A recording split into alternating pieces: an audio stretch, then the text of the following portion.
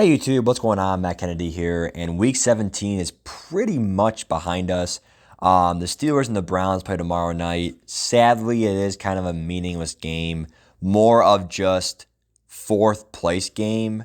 I mean, kind of cringe, but both teams are pretty much eliminated. The Browns are mathematically eliminated, and the Steelers, they have to win out, and then the Jaguars must beat the Colts.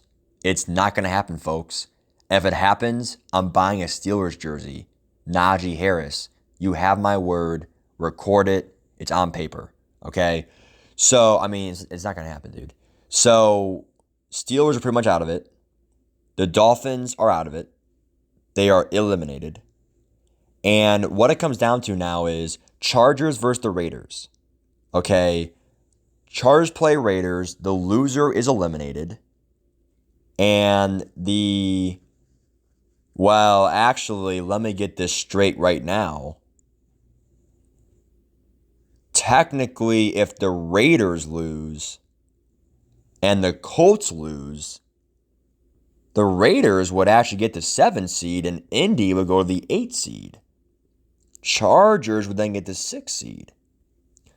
So what this comes down to is we could be here all day. Well, if Jaguars win, well, if the Texans beat the Titans, if the Broncos beat the Chiefs, probably not going to happen, folks. Probably not going to happen. The AFC race is pretty much already determined for the divisions. Cincy clinched it. KC clinched it. Tennessee clinched it. And Buffalo will clinch their first AFC title, okay, in a very long, well, wait, whoa. They got it last year. I don't know what I'm talking about. But trust me, they got it last year, but still, it's still big for them because New England has won it for so many years, especially the 21st century, right? If Buffalo beats the Jets, which they're at home, I mean, dude, they should beat the Jets. Come on now. It's the Jets. I mean, I'm not saying the Jets are the worst team because they almost beat the Bucs. Zach Wilson is pretty dang good for a rookie. I'm just saying if Buffalo loses versus the Jets, I mean, dude, I have no comment. So, the division winners are pretty much set. It's a matter of the first seed. Well, I got some news for you. If the Titans beat the Texans, which, like I said, like the Jets, the Texans and the Jets are not good teams, especially with a young quarterback in Zach Wilson, who is not really established yet, and Davis Mills, who really just has Brandon Cooks, period. Don't give me this Rex Burkhead bullshit. The Titans should win. The first round bye is theirs. And essentially what it comes down to is KC is still going to win the game. KC plays Denver.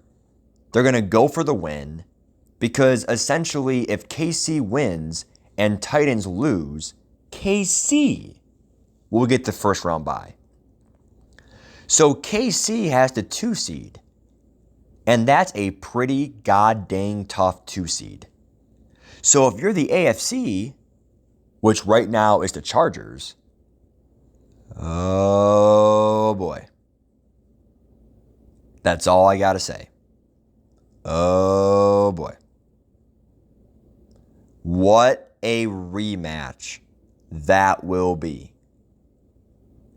Chargers at Chiefs. And I'm not going to lie to you guys. That would be a matchup of the year. I mean, they had game of the year, if not top 3 game of the year, back in week 14, 15, whatever. I think it was 15, whatever. That was a great Thursday night football game. The Chargers won at the Chiefs back in week 4, 5, 6, whatever. I think week 3, 4, whatever. If the Chargers, first of all, they have to beat the Raiders first. If not, they're eliminated. But if they make it and they win, and as long as the Titans beat the Texans, I mean, come on. The Chiefs will get the 2 seed. They're playing them.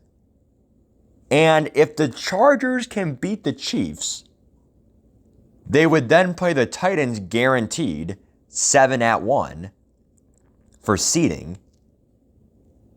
And Tennessee, with that first round bye, they need that. They might get Derrick Henry back with an extra week rest. If Derrick Henry comes back, that is one tough game for the Chargers. A.J. Brown, Julio Jones, Derrick Henry, all healthy. Extra rest. Not to mention the Tennessee defense has overperformed this year, and they have one great coach in Mike Vrabel. Not to mention other games, Indy would probably play Cincy. I don't even know what to make of that game. 50-50 if you ask me. If John Taylor goes off, they win. If Joe Burrow goes off, they win. The Bengals. Home team Bengals, I'll take home team Bengals. New England at Buffalo. Oh my God. Buffalo is like, fuck. We got to play one of the best coaches. That's what it comes down to. This whole AFC race thing, the whole AFC playoff race, God dang, does it look like, this looks like one of the best races we have seen in the last 10 plus years. I mean, literally, any one of these 7 teams could go to the Super Bowl, let alone pose a threat to the NFC. I would say the worst team of these 7, I couldn't even name it. Because all 7 had their strengths and weaknesses, even the Chiefs' defense. We then go to the NFC, which is way more boring, or less interesting, because it's literally this simple. The Packers already got a first round bye. So the Rams against the Niners, well, I mean, to be honest,